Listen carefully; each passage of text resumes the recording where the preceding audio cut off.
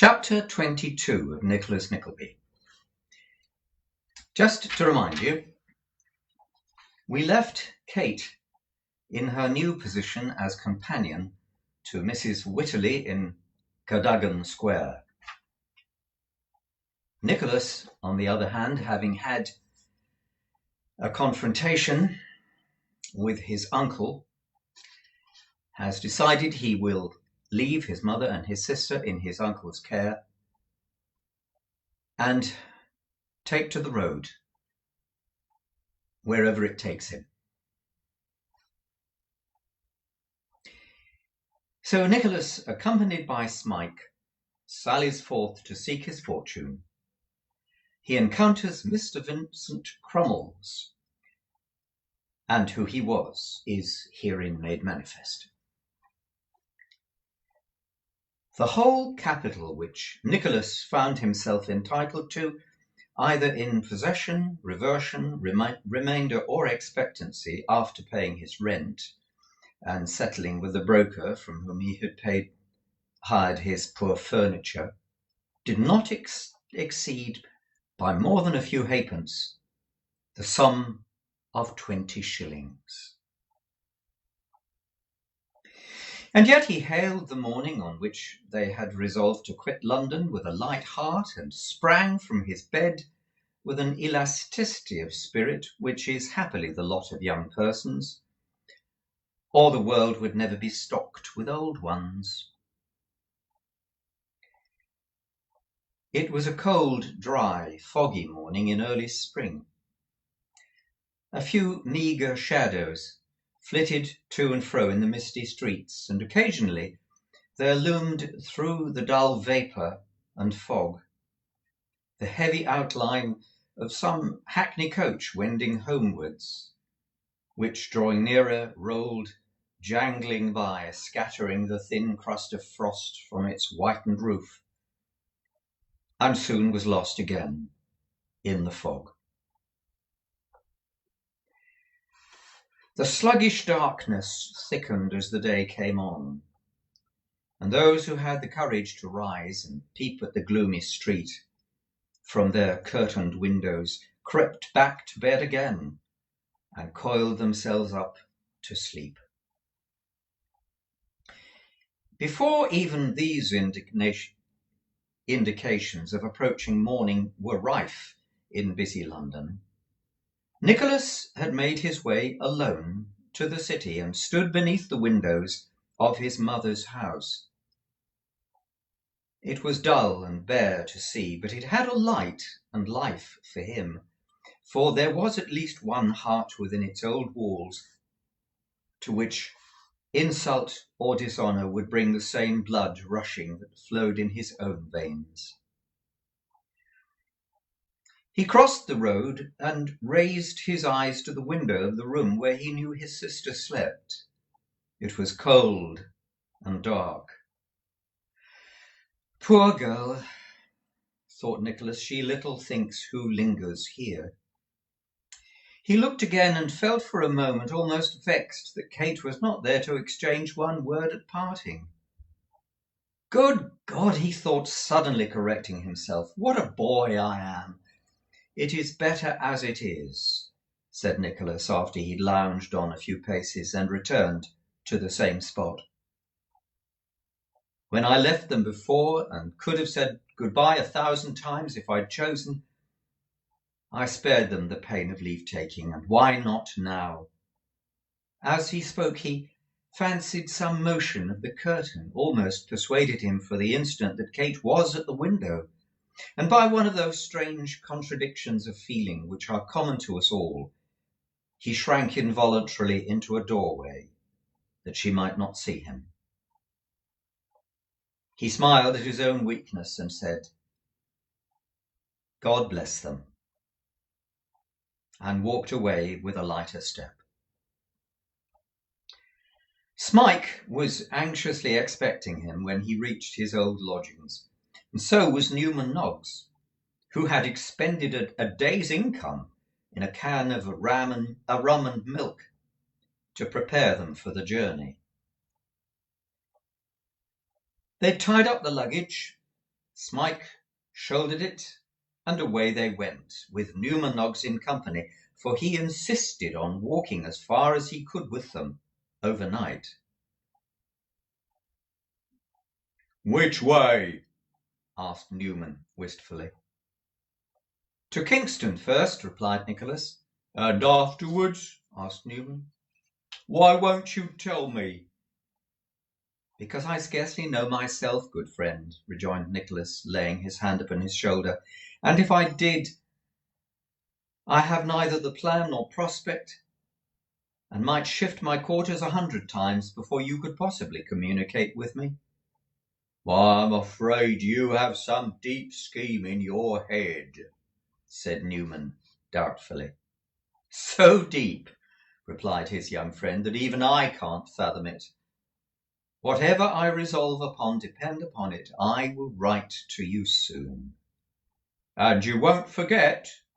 said Newman. "I'm not very likely to," rejoined Nicholas. "I have not so many friends that I shall grow confused among the number and forget my best one." Occupied in such discourse, they walked on for a couple of hours, as they might have done for a couple of days if Nicholas hadn't sat himself down on a stone by the wayside and resolutely declared his intention of not moving another step until Newman Noggs went home. Having pleaded ineffectually first for another half-mile and afterwards for another quarter, Newman was fain to comply and to shape his course back towards Golden Square. After interchanging many hearty and affectionate farewells, and many times turning back to wave at the two wayfarers when they had become mere specks in the distance. "Now, listen to me, Smike," said Nicholas, as they trudged on with stout hearts. "We're bound for Portsmouth." Smike nodded his head and smiled, but expressed no other emotion, for whether they had been bound for Portsmouth or Port Royal would have been all alike to him. So they had been bound together. I don't know much of these matters," resumed Nicholas, "but Portsmouth is a seaport, and if no other employment can be obtained, I should think we might get on board some ship. I am young and active, and could be useful in many ways. So could you." "I hope so," replied Smike. "When I was at that, that place." "Well, yes, I know what you mean," said Nicholas. "Well, when I was there," resumed Smike, his eyes sparkling at the prospect of displaying his abilities, I could milk a cow and groom a horse with anybody." "Ha!" said Nicholas gravely. "I'm afraid they don't keep many animals of either kind on board ship. And even when they have horses, Smike, they're not very particular about rubbing them down. Still, you can learn to do something else, you know.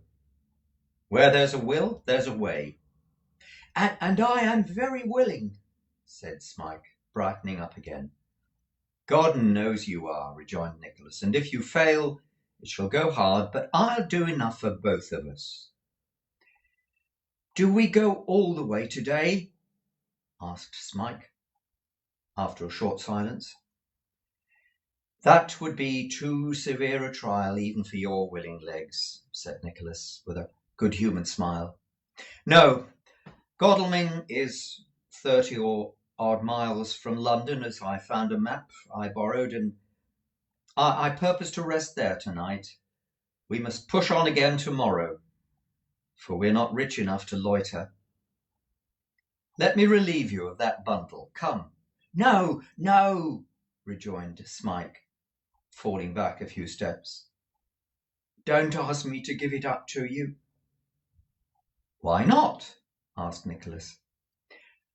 "Let me do something for you at least," said Smike. You will never let me serve you as I ought. You will never know that I think day and night of ways to please you." "You are a foolish fellow to say it, for I know it well, and see it, or I should be blind and senseless," rejoined Nicholas. "Let me ask you a question while I think of it, and there's no one by," he added, looking steadily into his face. "Have you a good memory?" "I don't know," said Smike, shaking his head sorrowfully. I think I did once, but it's all gone now. All gone." "Why do you think you had a good memory once?" asked Nicholas, turning quickly upon him as though the answer in some way helped the purport of his question. "Because I remember when I was a child," said Smike. "But that is a very, very long time ago, or at least it seems so. I was always confused and giddy at that place you took me from, and could never remember, and sometimes couldn't even understand what they said to me. Let me see. "You're wandering now," said Nicholas, touching him on the arm. "No," replied his companion with a vacant look. I was only thinking of how—" He shivered involuntarily as he spoke. "Think no more of that place, for it is all over," retorted Nicholas, fixing his eye full upon him, which was fast settling into an unmeaningful, stupefied gaze, once habitual to him and common even then. "What of the first day you went to Yorkshire?" "Eh?" cried the lad. "That was before you began to lose your recollections, you know," said Nicholas quietly. "Was the weather hot or cold?" It was wet," replied the boy. "Very wet. I have always said when it rained hard that it was like the night I came, and they used to crowd round and laugh to see me cry when the rain fell heavily. It was like a child, they said, and made me think of it more. I turned cold all over sometimes, for I could see myself as I was then, coming in at that very same door." "As you were then?" repeated Nicholas. "How was that?" "Such a little creature," said Smike, "that they might have had pity and mercy upon me only to remember it." "You didn't find your way there alone," remarked Nicholas. "No," rejoined Smike. "Oh, no." "Who was with you?" "A man, a dark, withered man. I have heard them say so at school, and I remembered that before. I was glad to leave him. I was afraid of him, but they made me more afraid of them, and used me harder too." "Look at me," said Nicholas, wishing to attract his full attention. "There, don't turn away.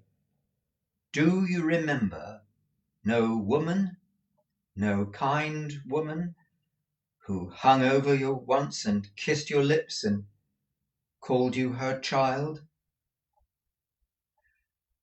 "No," said the poor creature, shaking his head. "No, never." "Not any house but the house in Yorkshire?" "No," rejoined the youth, with a melancholy look. "A room, I remember. I slept in a room, a large, lonesome room at the top of a house where there was a trap door in the ceiling. I have covered my head with clothes often not to see it, for it frightened me, a young child with no one near at night, and I used to wonder what was on the other side. There was a clock too, an old clock in one corner. I remember that. I have come back just as it was, for I have terrible dreams when I think of that room. I see things and people in it that I'd never seen then. But there is the room just as it used to be, and that, and the trap door above never changes. Will you let me take the bundle now? Asked Nicholas, abruptly changing the theme. No, said Smike. No, come, let us walk on. He quickened his pace as he said this, apparently under the impression that they'd been standing still during the whole of the previous dialogue. Nicholas marked him closely, and every word of this conversation remained in his memory. To Godalming they came at last, and here they bargained for 2 humble beds and slept soundly. In the morning they were astir, though not quite so early as the sun, and again afoot, if not with all the freshness of yesterday, still with enough hope and spirit to bear them cheerfully on. All day they walked, and the twilight had already closed in when they turned off the path to the door of a roadside inn, yet 12 miles short of Portsmouth. 12 miles, said Nicholas, leaning on both hands on his stick and looking doubtfully at Smike. 12 long miles, repeated the landlord, who had come out to greet them. Is it a good road? Inquired Nicholas. Oh, very bad, said the landlord, as of course, being a landlord, he would say.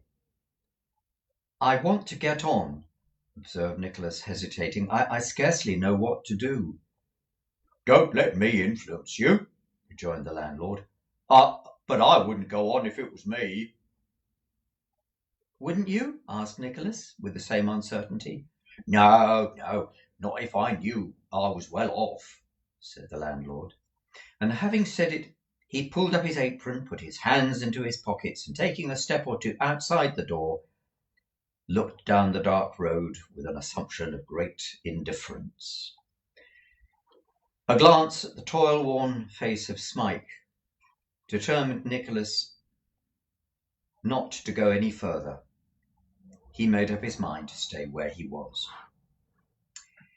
The landlord led them into the kitchen, and as there was a good fire, he remarked that it was very cold. If there had been a bad fire, he would have observed that it was very warm. What can you give us for supper? Was Nicholas' natural question. Why, what would you like? Was the landlord's no less natural answer. Nicholas suggested cold meat, but there was no cold meat. Poached eggs, but there were no eggs. Mutton chops, but there wasn't a mutton chop within 3 miles, though there had been more than a week ago, more than they knew what to do with, and there would be an extraordinary supply of them the day after tomorrow. Then, said Nicholas, I must leave it entirely up to you, as I would have done at first if you'd allowed me. Why, I'll tell you what, rejoined the landlord. There's a gentleman in the parlour that's ordered a hot beefsteak pudding and potatoes at 9. There's more of it than he can manage, and I have very little doubt that if I ask his leave, he would allow you to sup with him. I'll do that in a minute. No, said Nicholas, detaining him. I would rather not. Oh, here, you see, I am travelling in a very humble manner, and have made my way hither on foot. It's more probable, I think, that the gentleman may not relish my company, and although I am the dusty figure you see, I am too proud to thrust myself into his company. "Lord love you," said the landlord, "it's only Mr. Crummles. He ain't particular." "Is he not?" said Nicholas, on whose mind, to tell the truth, the prospect of the savoury pudding was making quite an impression. "No, not he," replied the landlord. "He'll like your way of talking, I know. But we'll see all about that. Just wait a minute." The landlord hurried into the parlour without staying for further permission, nor did Nicholas strive to prevent him, wisely considering that supper, under the circumstances, was too serious a matter to trifle with. It wasn't long before the host returned in a condition of much excitement. "All right," he said in a low voice. "I knew he would. You'll see something rather worth seeing in there. Ooh, they were going at it." There was no time to inquire as to what this exclamation, which was delivered in a very rapturous tone, referred, for he had already thrown open the door of the room into which Nicholas, followed by Smike, with a bundle on his shoulder, he carried it about with him as vigilantly as if it had been a sack of gold. Straightway they repaired into the room. Nicholas was prepared for something odd, but not for something quite so odd as the sight he encountered. At the upper end of the room were a couple of boys, one of them very tall and the other very short, both dressed as sailors, or at least as theatrical sailors, with belts, buckles, pigtails, and pistols complete, and they were fighting what is called in playbills a terrific combat with two of those short broadswords with basket hilts which are commonly used in our minor theatres. The short boy had gained a great advantage over the tall boy, who was reduced to mortal strait, and both were overlooked by a large, heavy man, perched against the corner of the table, who emphatically adjured them to strike a little more fire out of the swords, and they couldn't fail to bring the house down on the very first night. "Mr. Vincent Crummles," said the landlord with an air of great deference, "this is the young gentleman." Mr. Vincent Crummles received Nicholas with an inclination of the head, something between the courtesy of a Roman emperor and the nod of a pot companion, and bade the landlord shut the door and be gone. "There's a picture," said Mr. Crummles, motioning Nicholas not to advance and spoil it. "The little un has him.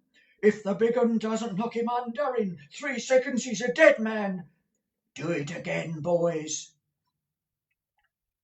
The two combatants went to work afresh, and chopped away until the swords emitted a shower of sparks, to the great satisfaction of Mr. Crummles, who appeared to consider this a very great point indeed. The engagement commenced with about 200 chops administered by the short sailor and the tall sailor alternately, without producing any particular result, until the short sailor was chopped down on one knee. But this was nothing to him, for he worked himself about on one knee with the assistance of his left hand, and fought most desperately until the tall sailor chopped his sword out of his grasp. Now, the inference was that the short sailor, reduced to this extremity, would give in at once and cry for mercy, but instead of that, he all of a sudden drew a large pistol from his belt and presented it into the face of the tall sailor, who was overcome at this, not expecting it, and he let the short sailor pick up his sword and begin again.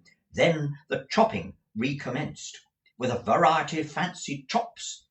They were administered on both sides, such as chops dealt with the left hand and under the leg, and over the right shoulder and over the left, and when the short sailor made a vigorous cut at the tall sailor's legs, which would have shaved them clean off if it had taken effect, the tall sailor jumped over the short sailor's sword, wherefore the to balance the matter and make it all fair, the tall sailor administered the same cut and the short sailor jumped over his sword.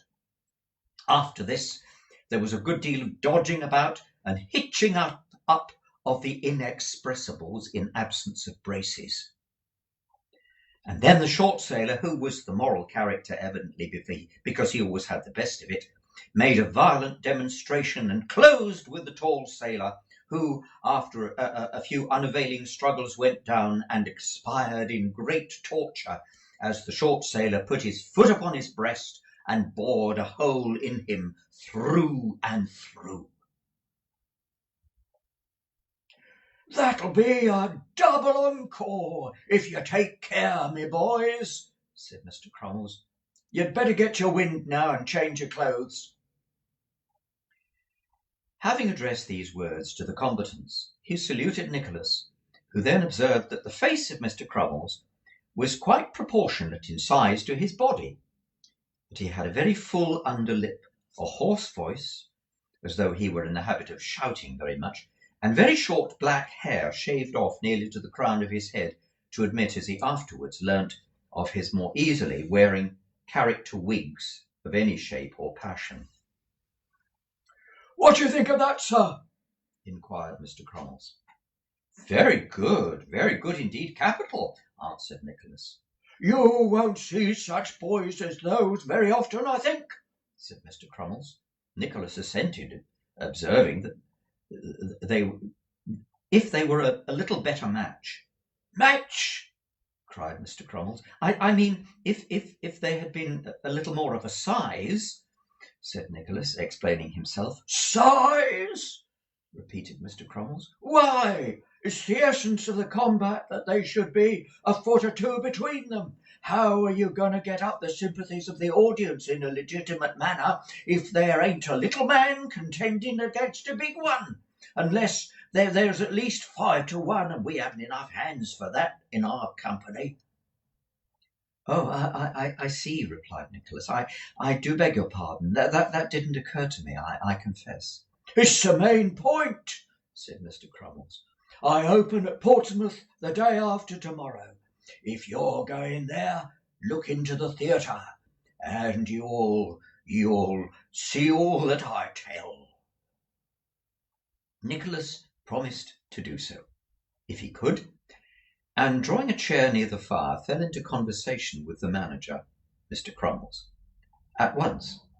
He was very talkative and communicative, stipulated perhaps not only by his natural disposition, but by the spirits and water he sipped very plentifully, or the snuff he took in large quantities from a piece of whitey brown paper in his waistcoat pocket.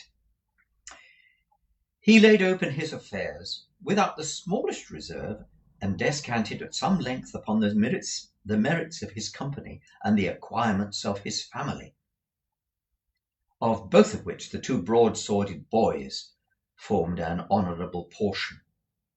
There was to be a gathering of actors, it seemed, of the different ladies and gentlemen in the company at Portsmouth on the morrow, whither the father and the sons were proceeding, not for a regular season, but in the course of a wandering speculation, after fulfilling an engagement at Guildford with the greatest applause. "You're going that way?" asked the manager.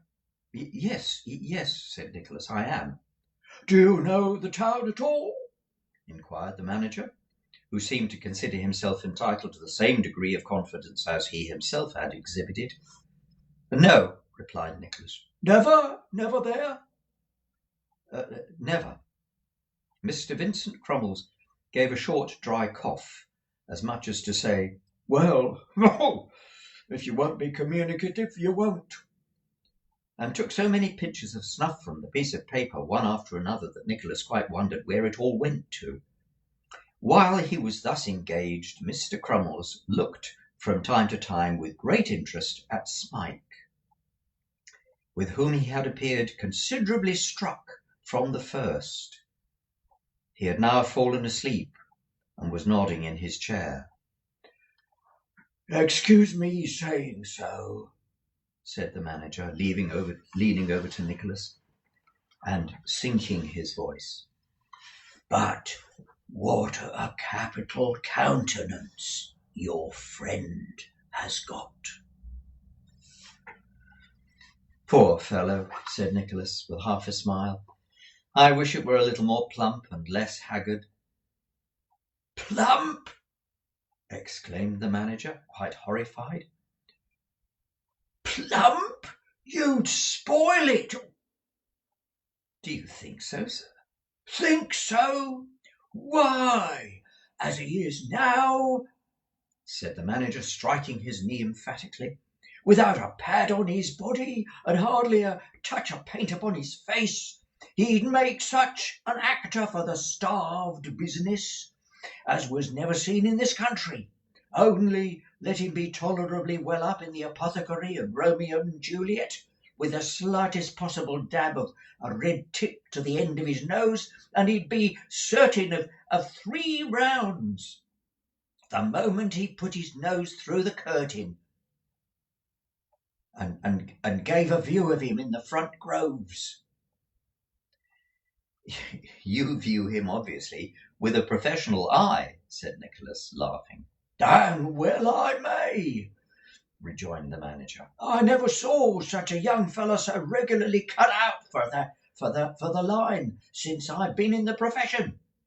And I once played the heavy children when I was 18 months old." The appearance of the beefsteak pudding, which came in simultaneously with the junior Vincent Crummleses, turned the conversation to other matters, and indeed for a short time stopped it altogether. The 2 young gentlemen wielded their knives and forks with scarcely less address than their broadswords, and as the whole party were quite as sharp set as either class of weapons, there was no time for talking until the supper had been disposed of. The Master Crummleses had no sooner swallowed the last procurable morsel of food than they evinced by various half-suppressed yawns and stretchings of their limbs an obvious inclination to retire for the night, which Smike had betrayed still more strongly, for in the course of the meal he had fallen asleep several times while in the very act of eating. Nicholas therefore proposed that they should break up at once, but the manager would by no means would hear of it, vowing that he had promised himself the pleasure of inviting Nicholas to share a bowl of punch with him, and that if he declined, he should deem it a very unhandsome piece of behaviour. "Let them go," said Mr. Vincent Crummles, "and we'll have it snugly and cosily together by the fire." Looking steadily at Nicholas, Mr. Crummles observed, "You're uneasy in your mind. What's the matter?" Nicholas could not refrain from smiling at the abruptness of the question, but thinking it scarcely worth while to parry it, owned that he was under some apprehension lest he might not exceed in the object that had brought him to that part of the country. And what is that?" asked the manager. "We've come here to get something to do which will keep me and my poor fellow traveller in the common necessaries of life," said Nicholas. "That's the truth. You probably guessed it long ago, I dare say, and so I may as well have the credit of telling it to you without any bad grace." "So what's to be got at Portsmouth more than anywhere else?" asked Mr. Vincent Crummles, melting the sealing wax on the stem of his pipe and the candle, and rolling it out afresh with his little finger. There are many vessels leaving the port, I suppose," replied Nicholas. "I shall try for a berth in some ship or other. There is meat and drink there, at all events." "Ho! Salt meat and new rum, pease pudding and chaff biscuits," said the manager, taking a whiff at his pipe to keep it alight. and returning to his work of embellishment. "One may do worse than that," said Nicholas. "I can rough it, I believe, as well as most young men of my age and previous habits." "You'll need to be able to," said the manager, "if you go on board ship. But you won't." "Why not?" "Because there's not a skipper or mate that wouldn't think you worth your salt, when he could get a practised hand," replied the manager. "And practised hands are as plentiful there as oysters in the streets." "What do you mean?" asked Nicholas, alarmed by this prediction and the confident tone in which it had been uttered. "Men are not born able seamen. They must be reared, I suppose." Mr. Vincent Crummles nodded his head. "They must, but not at your age, or from young gentlemen like you." There was a pause. The countenance of Nicholas fell, and he gazed ruefully at the fire. Does no other profession occur to you which a young man of your figure and address could easily take up, and see the world to advantage in?" asked the manager. "No," said Nicholas, shaking his head. "Why, then I'll tell you one," said Mr. Crummles, throwing his pipe into the fire and raising his voice. "The stage!" "The stage!" cried Nicholas in a voice almost as loud. "The theatrical profession," said Mr. Vincent Crummles. "I am in the theatrical profession myself. My wife is in the theatrical profession. My children are in the theatrical profession. I had a dog that lived and died in the theatrical profession from a puppy, and my chaise pony, he goes on the stage too, in Timur and Tartar. I'll bring you out and your friend too. Say the word. I want a novelty."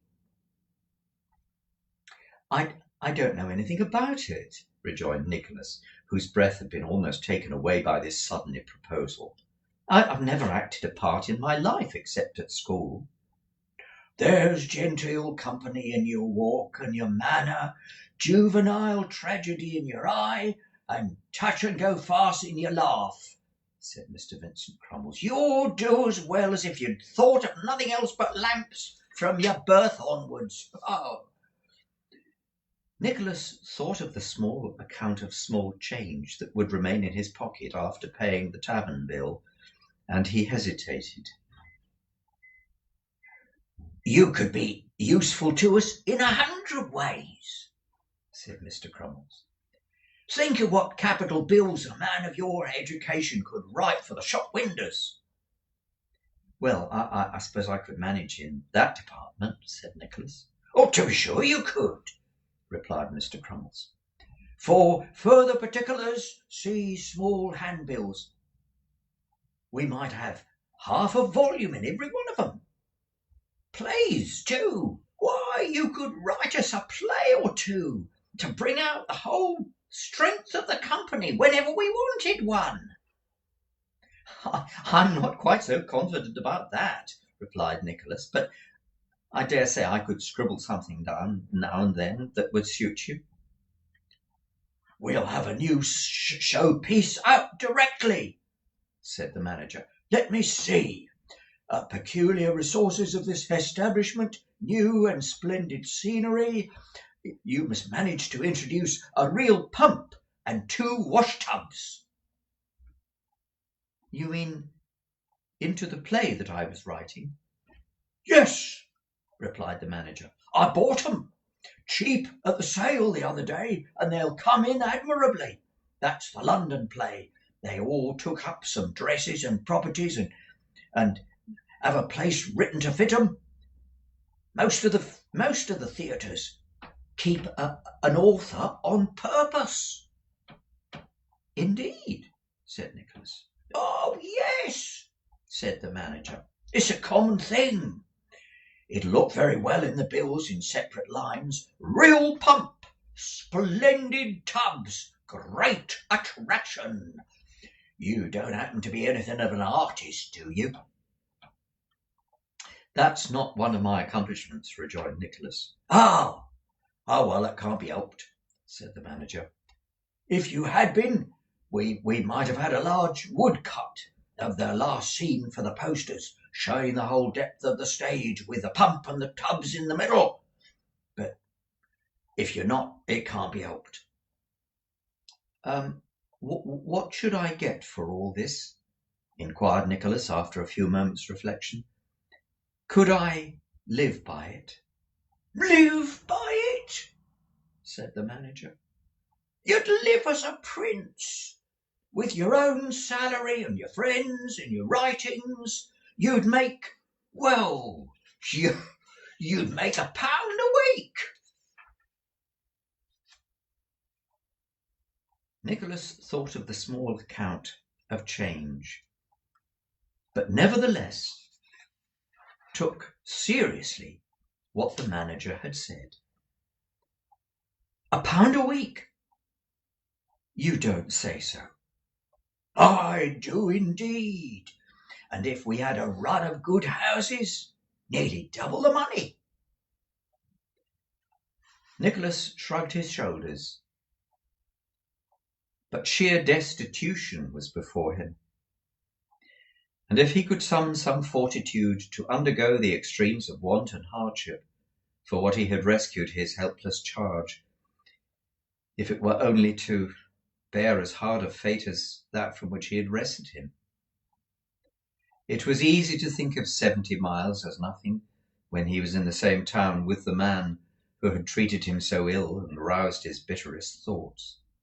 But now it seemed far enough. What if he went abroad, and his mother or Kate were to die the while?